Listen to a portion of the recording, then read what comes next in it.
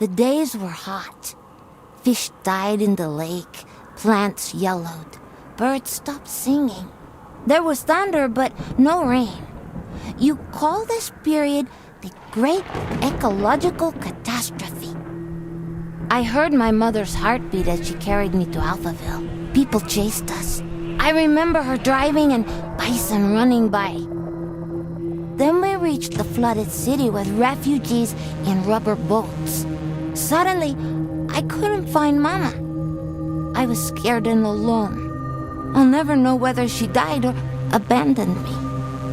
I only remember the rockets leaving for Mars. That night, the fighting started. I ran deep into the forest. A she-wolf found me and raised me with her cubs. People who didn't make it into the rockets were dying in combat and from the mutating environment. But we, the orphans and animals, didn't fight. Instead, together we adapted to nature that grew out of the rubble. Many moons passed, and then one day, some humans returned. They called themselves Martians. They flew around dressed in yellow. They went hunting and played golf. I would steal their golf balls for fun. It really upset them. Then one day, I found a dead Martian. I took off his helmet and put it on. There was music playing in it. After years of only speaking wolf, I listened to the Martian radio and learned human language again. After the group left, one full moon later, I was chasing a tasty bug when another spaceship with new Martians arrived. It soon became clear they were trouble.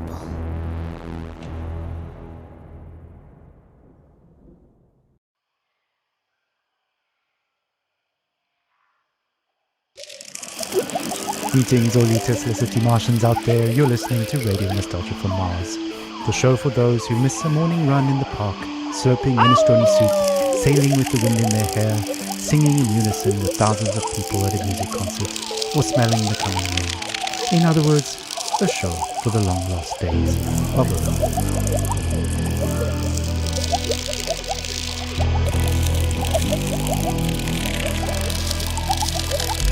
I'm the son of no one. I'm the son of no one. I'm the son of no one. I am the son of no one.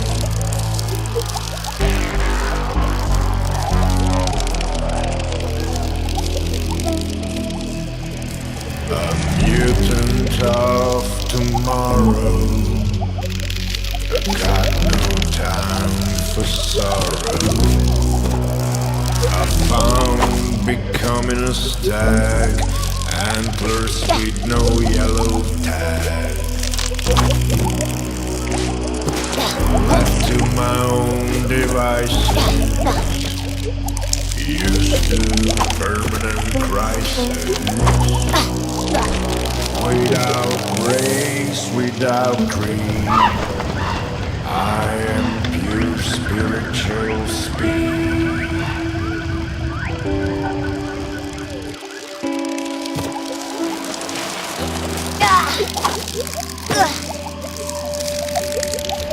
I am the son of no one.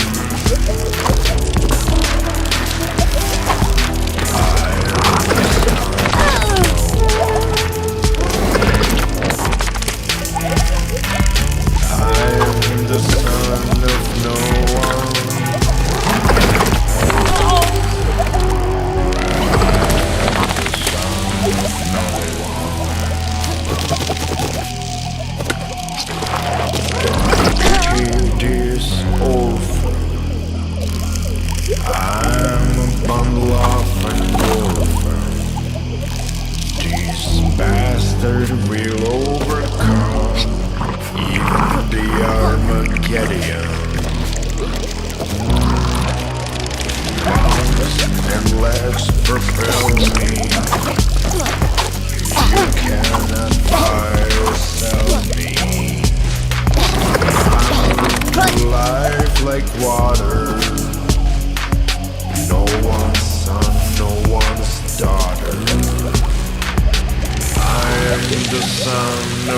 one, the son of no one.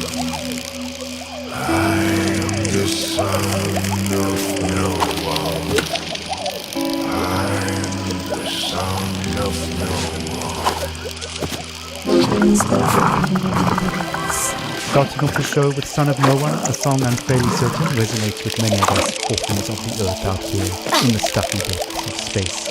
Please don't attempt to open portal windows to let some fresh air in. It's unbelievable that we have to mention this, but we're living in pressurized domes, people. Breathing recycled air is one clean air.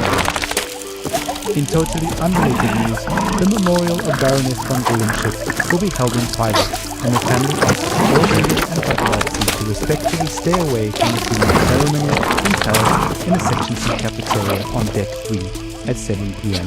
Dom time. Alright, on with the show.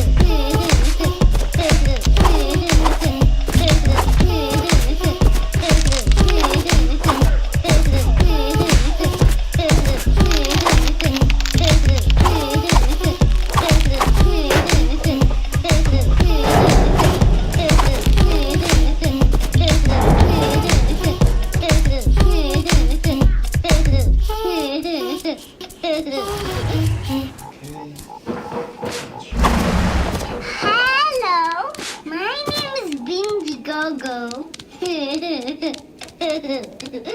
Funniest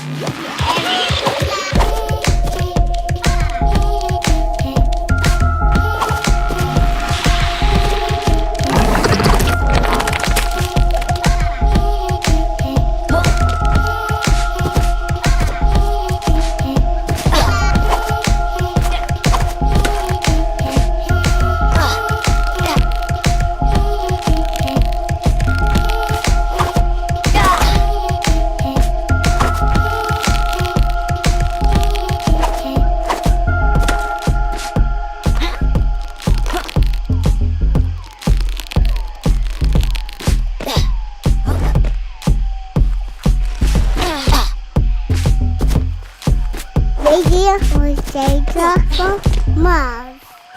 Ah, a little toddler pop there, taking us back to the days of late-stage capitalism at its finest. Child labor never sounded so sweet. On that note, it's time for another story, a look back at life on the open road, and a look forward to the long road ahead. Stories, memories, the good old days, original sources, authentic tales, hope, inspiration, drama, radio nostalgia from Mars.